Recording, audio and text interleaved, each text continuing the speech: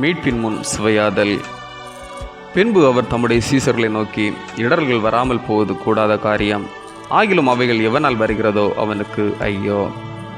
அவன் இந்த சிறுவரில் ஒருவனுக்கு இடர்கள் உண்டாக்குகிறதை பார்க்கிலும் அவனுடைய கழுத்தில் எந்திரக்கல் கட்டப்பட்டு அவன் சமுத்திரத்தில் தள்ளுண்டு போவது அவனுக்கு நலமாயிருக்கும்.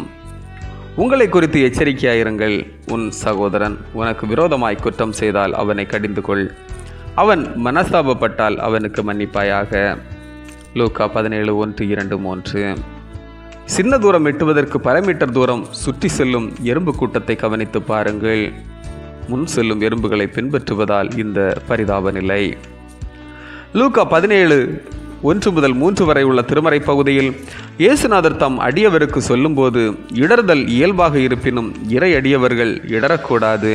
நீ இடரக்கூடாது, உன்னால் இடரல் வரக்கூடாது.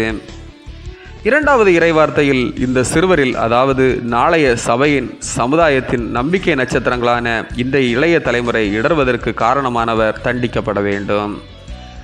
நாளைய சபையும் உலகும் இன்றைய இளையவரது கையில். இளைய தலைமுறைக்கு என்ன கைமாறுகிறோம்? சிந்திப்பது சிறப்பு. மீட்பின் சுவையாதலும் மீட்பு பெற துணை நிற்பதும் கடவுள் பணித்த பணி என நாம் புரிய வேண்டும். அநீதியை அநீதியாய் பார்க்கிற பார்வையும், அநீதியோடு கரம் கோர்க்காது, அநீதியை நீதியாக்க முயற்சிக்காது, அநீதியாளரை கண்டிக்கிற மனமருந்தி வருபவரை நிபந்தனையினை மன்னிக்கிற நற்பண்புகளின் சொந்தங்களாக வேண்டும்.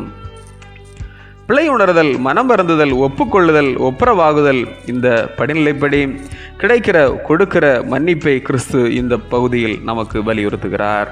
ஆமென். இந்த நாள் உங்களுக்கு இனிய நாளாக மலரட்டும்.